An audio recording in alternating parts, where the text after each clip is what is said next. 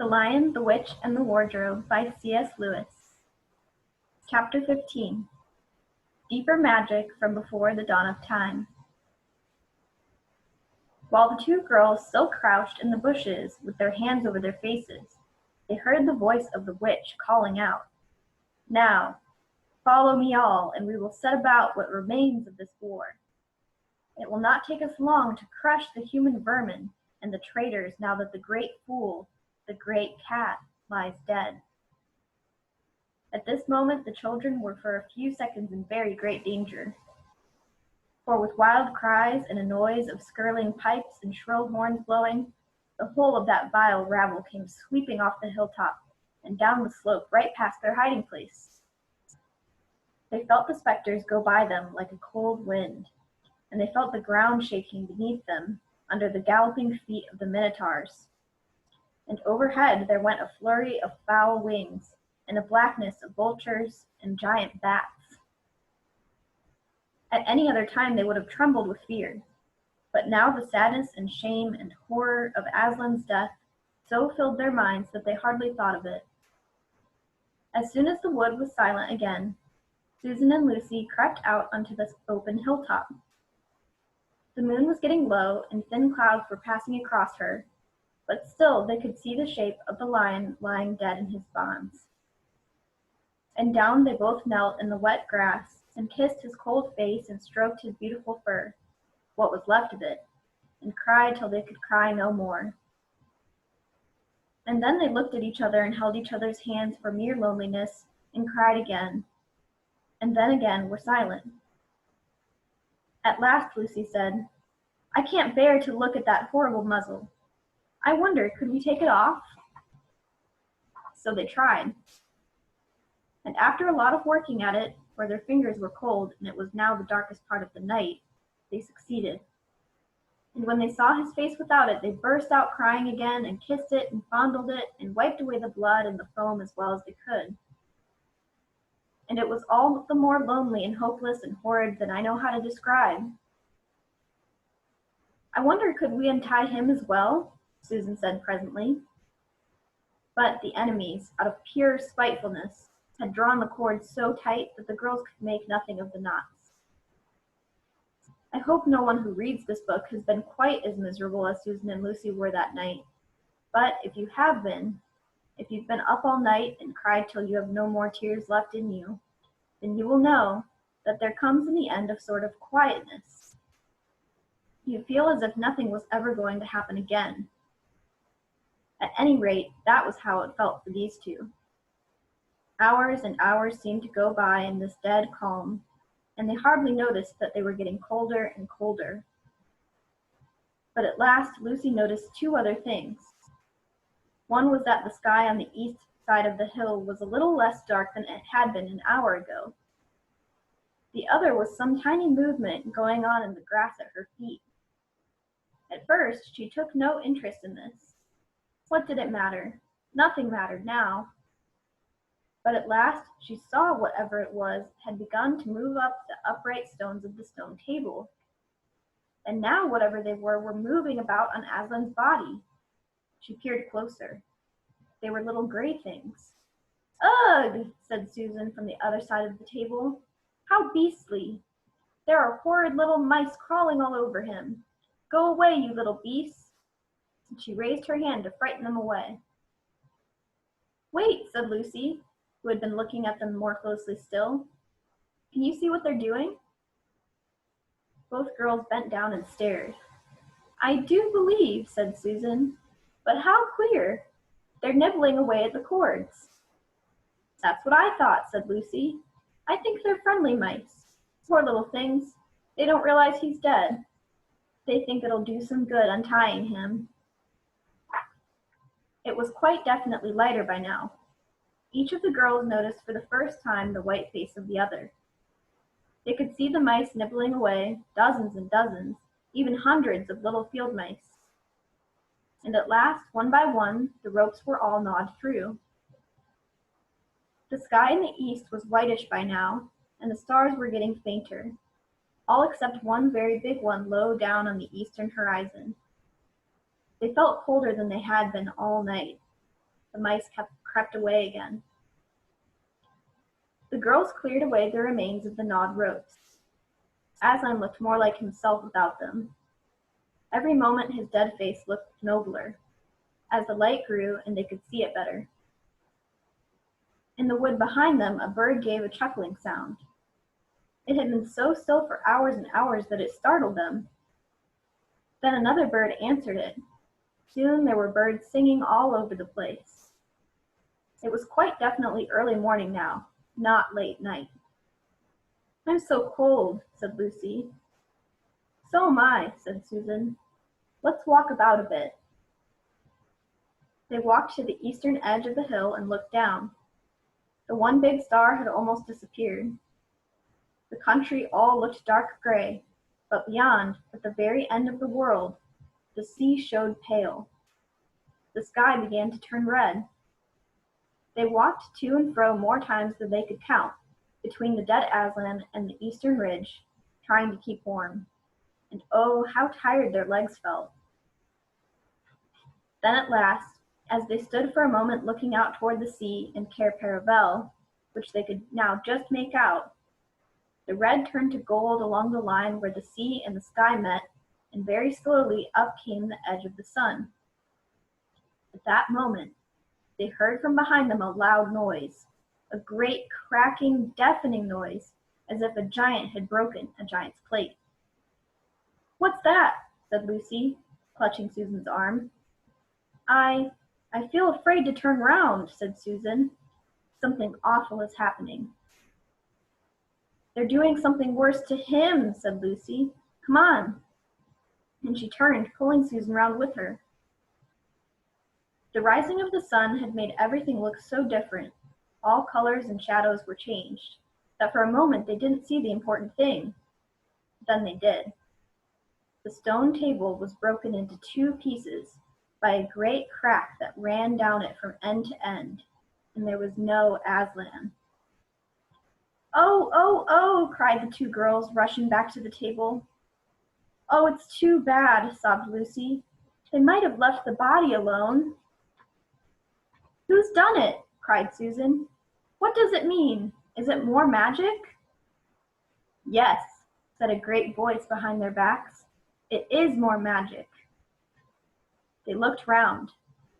There, shining in the sunrise, larger than they had seen him before, shaking his mane, for it had apparently grown again, stood Aslan himself. "Oh, Aslan!" cried both the children, staring up at him, almost as much frightened as they were glad. "Aren't you dead then, dear Aslan?" said Lucy. "Not now," said Aslan. "You're not a, asked Susan in a shaky voice. She couldn't bring herself to say the word ghost. Aslan stooped his golden head and licked her forehead. The warmth of his breath and the rich sort of smell that seemed to hang about his hair came all over her. "Do I look it?" he said. "Oh, you're real, you're real! Oh, Aslan!" cried Lucy, and both girls flung themselves upon him and covered him with kisses. "But what does it all mean?" asked Susan, when they were somewhat calmer.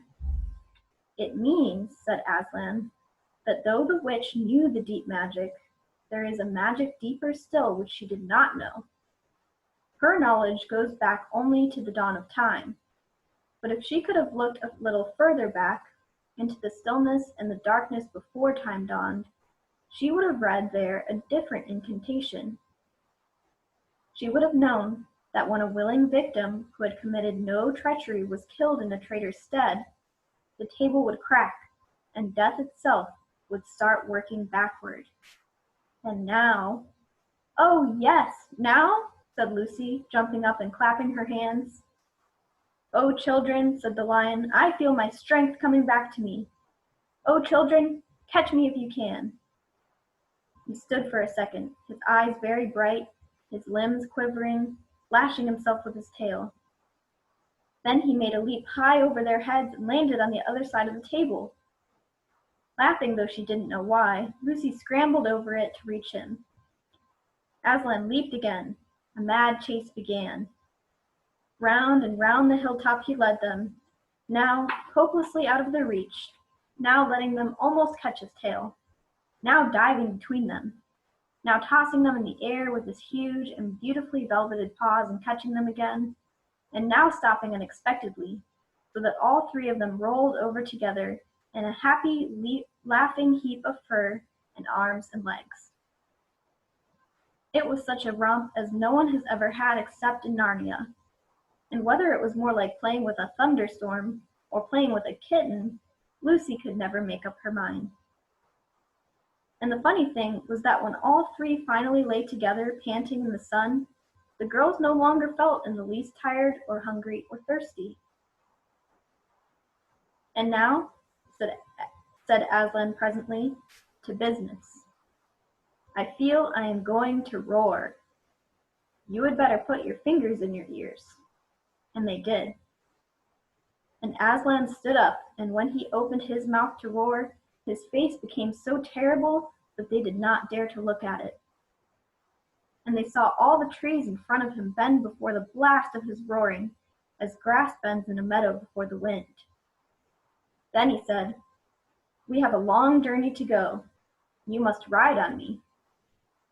And he crouched down, and the children climbed onto his warm, golden back, and Susan sat at first, holding on tightly to his mane, and Lucy sat behind, holding on tightly to Susan. And with a great heave, he rose underneath them and then shot off, faster than any horse could go, downhill and into the thick of the forest. That ride was perhaps the most wonderful thing that happened to them in Narnia. Have you ever had a gallop on a horse? Think of that, and then take away the heavy noise of the hooves and the jingle of the bits, and imagine instead the almost noiseless padding of the great paws. Then imagine instead of black or gray or chestnut back of the horse, the soft roughness of golden fur, and the mane flying back in the wind. And then imagine you were going about twice as fast as the fastest racehorse. But this is a mount that doesn't need to be guided and never grows tired. He rushes on and on, never missing his footing, never hesitating, threading his way with perfect skill between tree trunks, jumping over bush and briar and the smaller streams, wading the larger, swimming the largest of all. And you are riding not on a road, nor in a park, nor even on the downs, but right across Narnia in spring, down solemn avenues of beech and across sunny glades of oak, through wild orchards of snowy white cherry trees, past roaring waterfalls and mossy rocks and echoing caverns, up windy slopes alight with gorse bushes, and across the shoulders of heathery mountains, and along giddy ridges and down, down, down again, into wild valleys and out into acres of blue flowers. It was nearly midday when they found themselves looking down a steep hillside at a castle, a little toy castle it looked from where they stood, which seemed to be all pointed towers.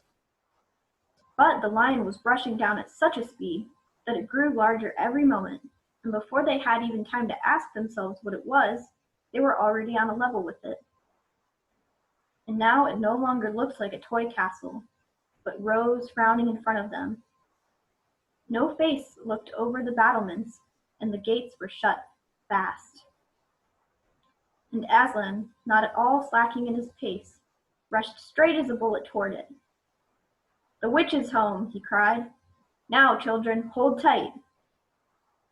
Next moment the whole world seemed to turn upside down, and the children felt as if they had left their insides behind them, for the lion had gathered himself together for a greater leap than any he had made yet, and jumped, or you may call it flying rather than jumping, right over the castle wall.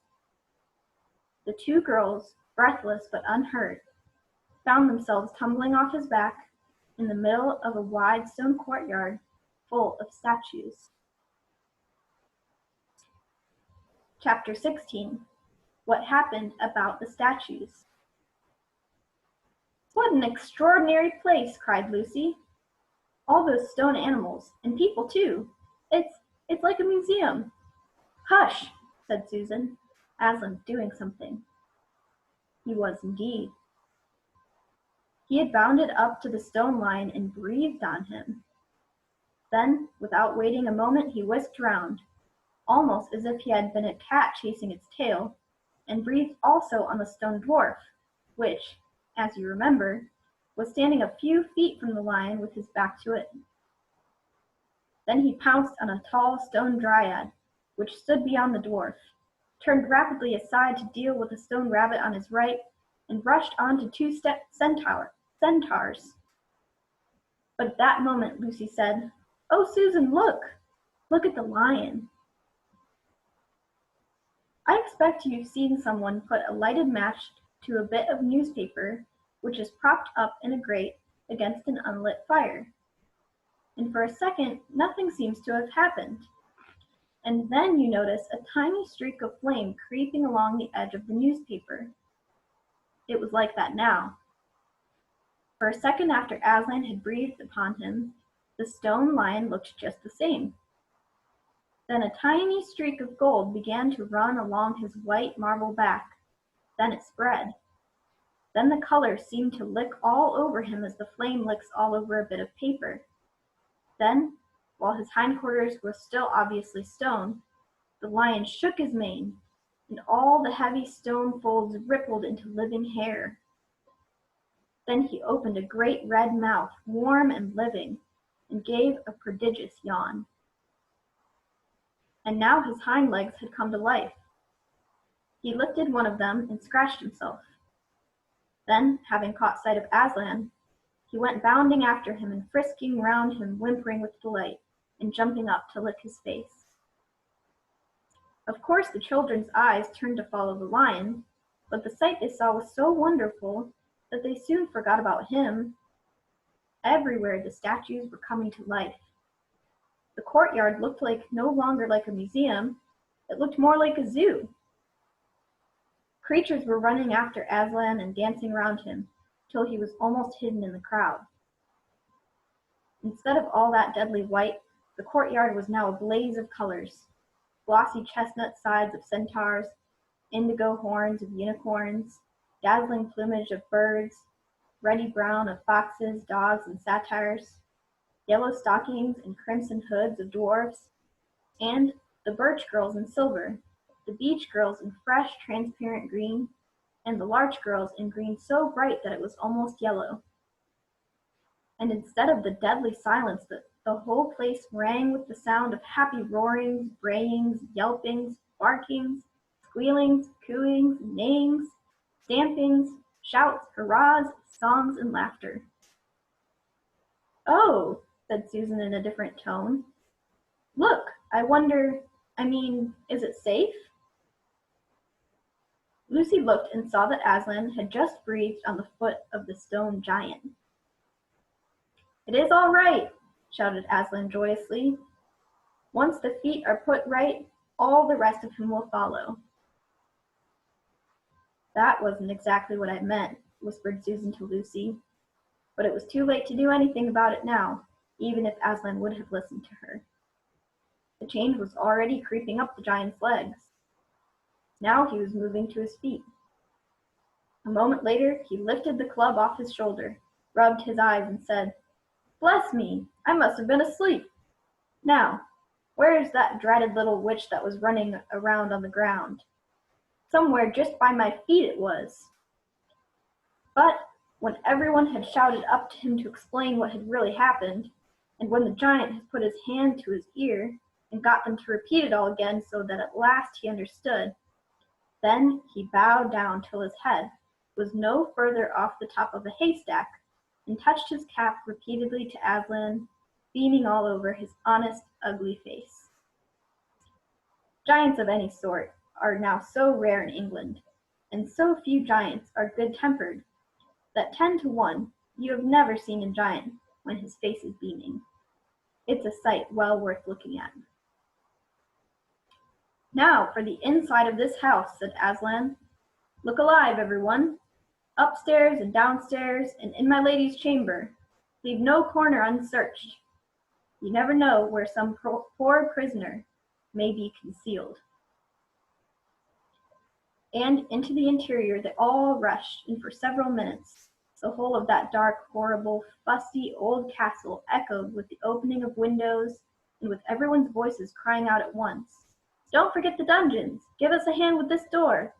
Here's another little winding stair! Oh, I say, here's a poor kangaroo! Call Aslan! Phew, how it smells in here! Look out for trap doors! Up here! There are a whole lot more on the landing!" But the best of all was when Lucy came rushing upstairs, shouting out, "Aslan, Aslan, I've found Mr. Tumnus! Oh, do come quick!" A moment later, Lucy and the little fawn were holding each other by both hands and dancing round and round for joy. The little chap was none the worse for having been a statue, and was of course very interested in all that she had to tell him. But at last the ransacking of the witch's fortress was ended. The whole castle stood empty, with every door and window open, and the light and the sweet spring air flooding into all the dark and evil places which needed them so badly. The whole crowd of liberated statues surged back into the courtyard, and it was then that someone, Tumnus I think, first said, "But how are we going to get out?" For Aslan had got in by a jump, and the gates were still locked. "That'll be all right," said Aslan, and then, rising on his hind legs, he bawled up to the giant. "Hi, you up there," he roared. "What's your name?" "Giant Rumblebuffin, if it please your honor," said the giant, once more touching his cap. "Well then, Giant Rumblebuffin," said Aslan, "just let us out of this, will you?" "Certainly, your honor. It will be a pleasure," said Giant Rumblebuffin. "Stand well away from the gates, all you little ones." Then he strode to the gate himself, and bang, bang, bang went his huge club. The gates creaked at the first blow, cracked at the second, and shivered at the third. Then he tackled the towers on each side of them, and after a few minutes of crashing and thudding, both the towers and a good bit of the wall on each side went thundering down in a mass of hopeless rubble. And when the dust cleared, it was odd, standing in that dry, grim, stony yard, to see through the gap all the grass and waving trees, and sparkling streams of the forest, and the blue hills beyond, and beyond them the sky. "Blowed if I ain't all in a smuck sweat," said the giant, puffing like the largest railway engine. "Comes out of being out of condition. I suppose neither of you young ladies has such a thing as a pocket handkerchief about you?" "Yes, I have," said Lucy, standing on tiptoes and holding her handkerchief up as far as she could reach. "Thank you, missy," said Giant Rumblebuffin, stooping down. Next moment Lucy got rather a fright, for she found herself caught up in mid-air between the giant's finger and thumb.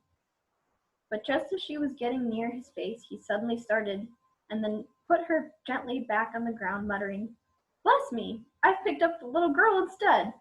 I beg your pardon, missy, I thought you was the handkerchief." "No, no," said Lucy, laughing. "Here it is." This time he managed to get it, but it was only about the same size to him that a saccharine tablet would be to you, so that she saw him solemnly rubbing it to and fro across his great red face, and she said, "I'm afraid it's not much use to you, Mr. Rumblebuffin." "Not at all, not at all," said the giant politely. "Never met a nicer handkerchief. So fine, so handy, so I don't know how to describe it." "What a nice giant he is," said Lucy to Mr. Tumnus. "Oh yes," replied the fawn. "All the Buffins always were. One of the most respected of all the giant families in Narnia. Not very clever, perhaps. I never knew a giant that was. But an old family, with traditions, you know. If he'd been the other sort, she'd never have turned him into stone." At this point, Aslan clapped his paws together and called for silence. "Our day's work is not yet over," he said, "and if the witch is to be finally defeated before bedtime, we must find the battle at once." "And join in, I hope, sir," added the largest of the centaurs. Of course, said Aslan. And now, those who can't keep up, that is, children, dwarves, and small animals, must ride on the backs of those who can, that is, lions, centaurs, unicorns, horses, giants, and eagles. Those who are good with their noses must come out in the front with us lions to smell out where the battle is. Look lively and sort yourselves. And with a great deal of bustle and cheering they did. The most pleased of the lot was the other lion, who kept running about everywhere pretending to be very busy, but really in order to say to everyone he met, "Did you hear what he said? Us lions! That means him and me. Us lions! That's what I like about Aslan. No side, no standoffishness. Us lions. That meant him and me." At least he went on saying this till Aslan had loaded him up with 3 dwarves, 1 dryad, 2 rabbits, and a hedgehog. That steadied him a bit. When they were all ready, it was a big sheepdog who actually helped Aslan most in getting them sorted into their proper order. They set out through the gap in the castle wall. At first, the lions and dogs went nosing about in all directions. But then suddenly one great hound picked up the scent and gave a bay. There was no time lost after that. Soon all the dogs and lions and wolves and other hunting animals were going at full speed with their noses to the ground, and all the others, streaked out for about a half a mile behind them, were following as fast as they could. The noise was like an English fox hunt, only better, because every now and then, with the music of the hounds, was mixed the roar of the other lion, and sometimes the far deeper and more awful roar of Aslan himself. Faster and faster they went, as the scent became easier and easier to follow. And then, just as they came to the last curve in a narrow, winding valley, Lucy heard above all these noises another noise, a different one, which gave her a queer feeling inside. It was a noise of shouts and shrieks, and of the clashing of metal against metal. Then they came out of the narrow valley, and at once she saw the reason. There stood Peter and Edmund, and all the rest of Aslan's army, fighting desperately against the crowd of horrible creatures whom she had seen last night. Only now in the daylight they looked even stranger and more evil and more deformed. There also seemed to be far more of them. Peter's army, which had their backs to her, looked terribly few. And there were statues dotted all over the battlefield, so apparently the witch had been using her wand. But she did not seem to be using it now. She was fighting with her stone knife. It was Peter she was fighting, both of them going at it so hard that Lucy could hardly make out what was happening. She only saw the stone knife and Peter's sword flashing so quickly that they looked like 3 knives and 3 swords. That pair were in the center. On each side the line stretched out. Horrible things were happening wherever she looked. "Off my back, children," shouted Aslan, and they both tumbled off. Then with a roar that shook all Narnia, from the western lamppost to the shores of the eastern sea, the great beast flung himself upon the white witch. Lucy saw her face lifted toward him for 1 second, with an expression of terror and amazement. Then lion and witch had rolled over together, but with the witch underneath. And at the same moment all warlike creatures whom Aslan had led from the witch's house rushed madly on the enemy lines. Dwarves with their battle axes, dogs with teeth, the giant with his club, and also his feet crushed dozens of the foe, unicorns with their horns, centaurs with swords and hooves. And Peter's tired army cheered, and the newcomers roared, and the enemy squealed and gibbered till the wood re-echoed with the din of that onset. Chapter 17. The Hunting of the White Stag.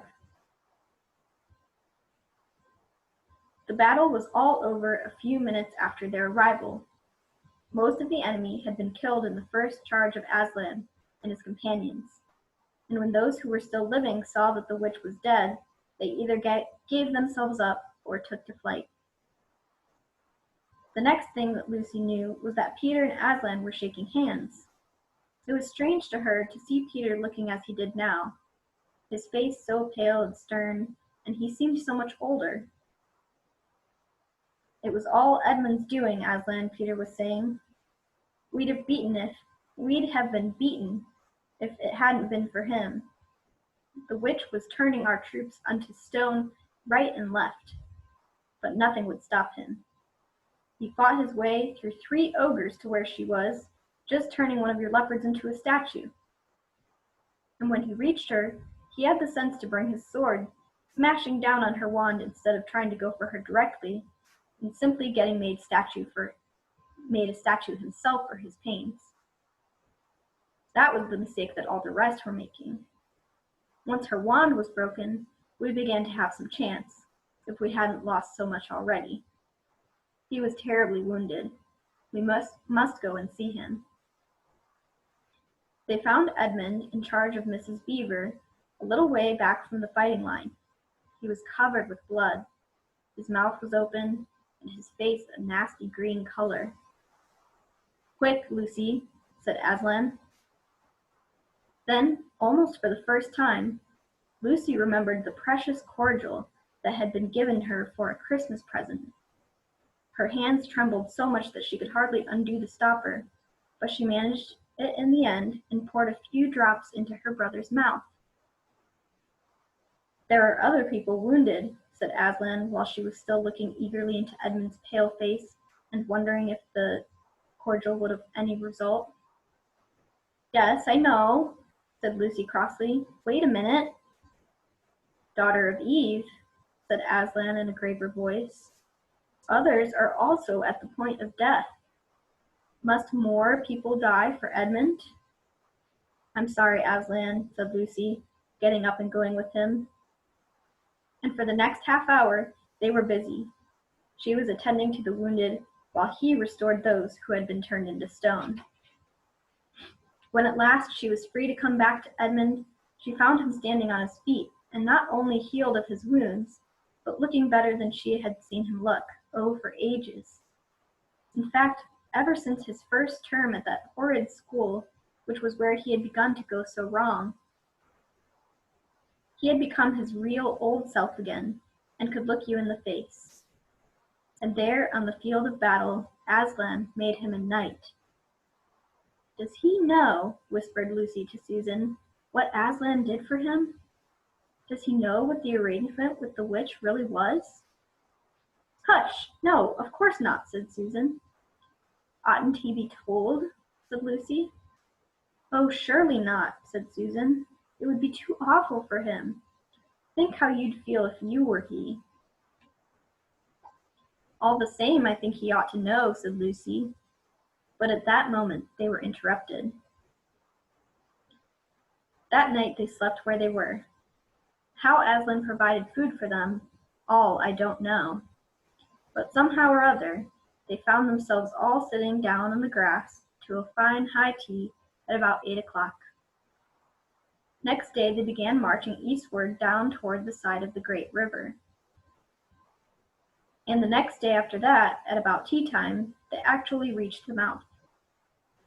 The castle of Cair Paravel on its little hill towered up above them. Before them were the sands, with rocks and little pools of salt water and seaweed, and the smell of the sea, and long miles of bluish-green waves breaking forever and ever on the beach. And oh, the cry of the seagulls. Have you ever heard it? Can you remember?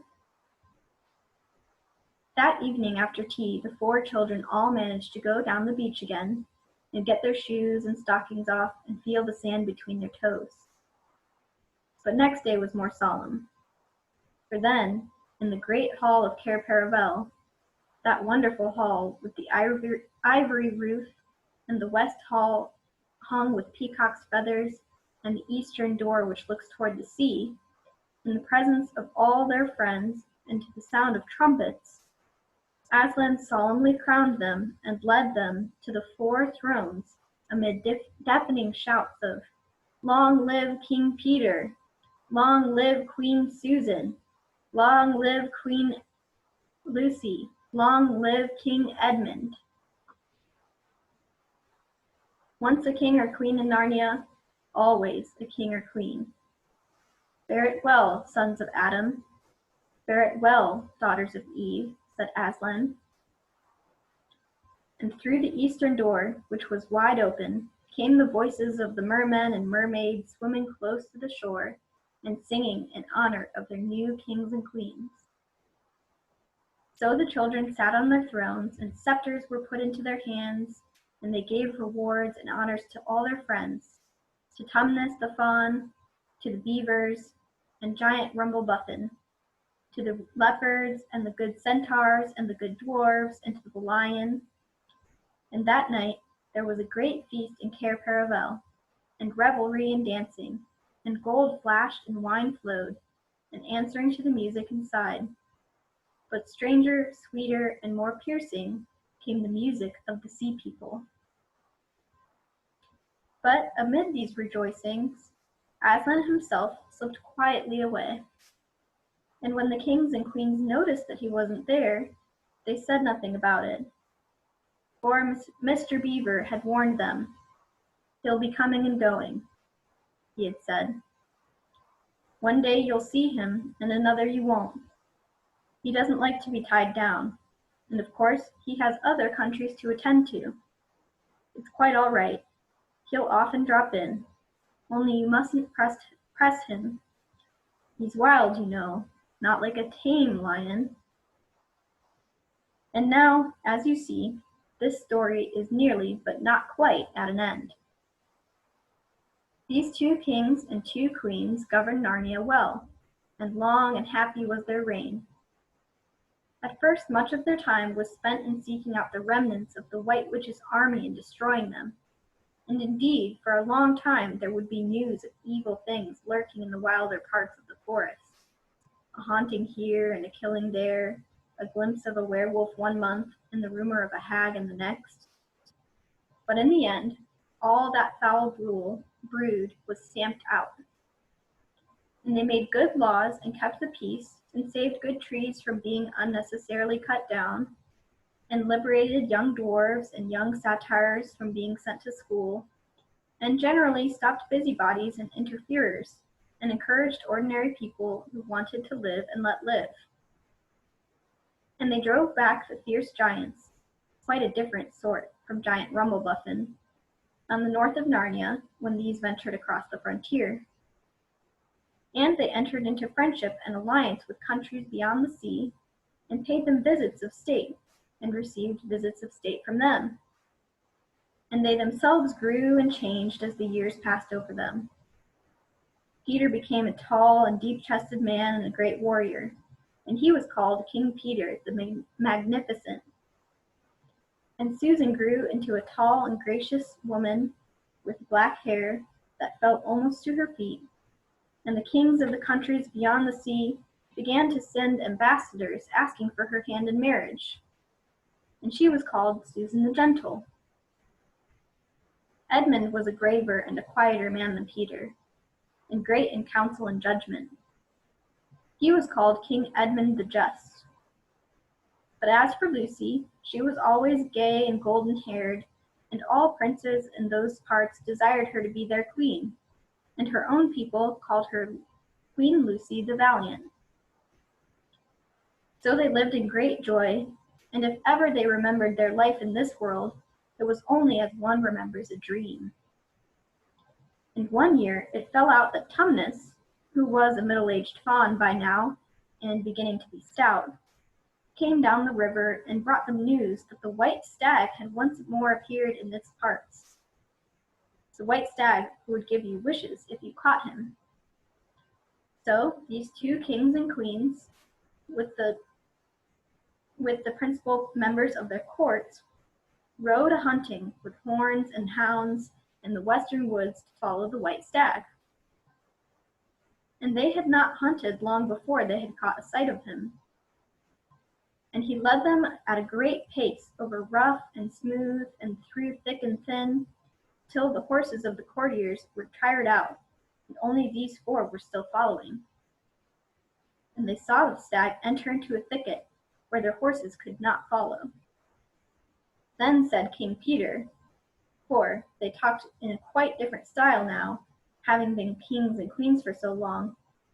Fair consorts, let us now alight from our horses and follow this beast into the thicket, for in all my days I never hunted a nobler quarry.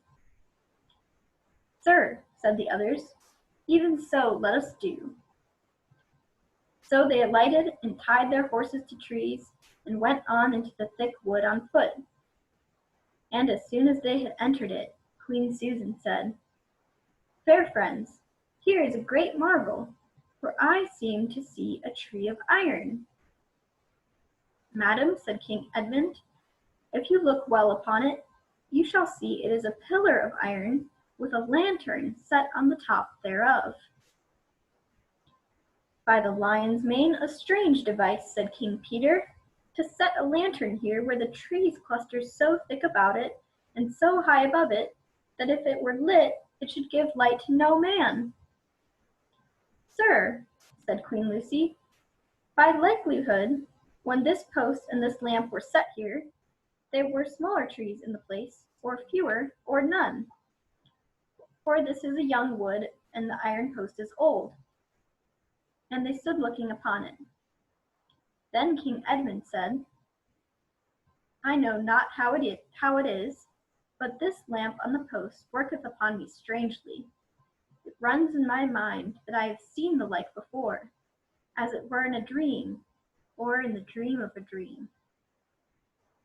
Sir, answered they all, it is even so with us also. And more, said Queen Lucy, for it will not go out of my mind that if we pass this post and lantern, either we shall find strange adventures, or else some great change of our fortunes. Madam, said King Edmund, the like foreboding stirreth in my heart also. And in mine, fair brother, said King Peter. And in mine too, said Queen Susan. Wherefore, by my counsel, we shall lightly return to our horses and follow this white stag no further. Madam, said King Peter, therein I pray thee to have me excused. For never since we four were queens and kings in Narnia, have we set our hands to any high matter, as battles, quests, feats of arms, acts of justice, and the like, and then given over. But always, what we have taken in the hand, the same we have achieved. Sister, said Queen Lucy, my royal brother speaks rightly, and it seems to me we should be ashamed if for not any fearing or foreboding we turn back from the following so noble a beast as now we do have in chase.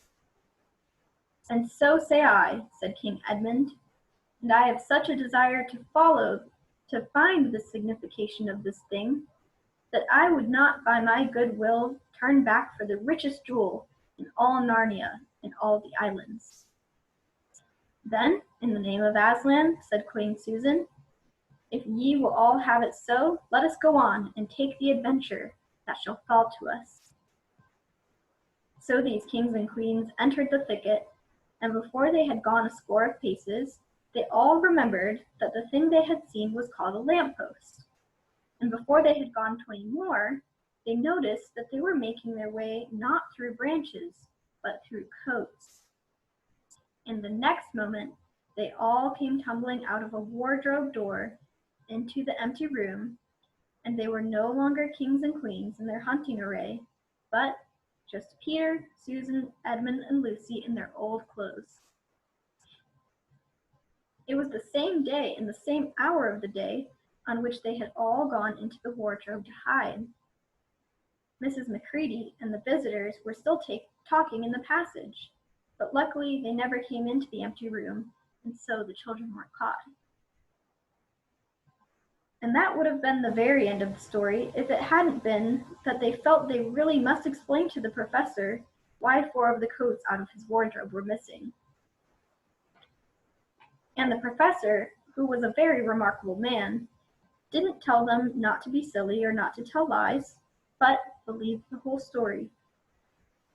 No, he said, I don't think it will be any good trying to go back through the wardrobe to get the coats. You won't get into Narnia again by that route. Nor would the coats be much of any use by now if you did. Eh? What's that? Yes, of course you'll get back into Narnia again someday. Once a king in Narnia, always a king in Narnia. But don't go trying to use the same route twice. Indeed, don't try to get there at all. It'll happen when you're not looking for it. And don't talk too much about it even among yourselves. And don't mention it to anyone else unless you find that they've had adventures of the same sort themselves. What's that? How will you know? Oh, you'll know, all right.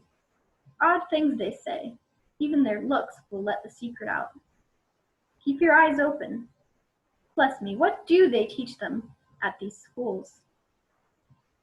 And that is the very end of the adventure of the wardrobe. But if the professor was right, it was only the beginning of the adventures of Narnia. The end.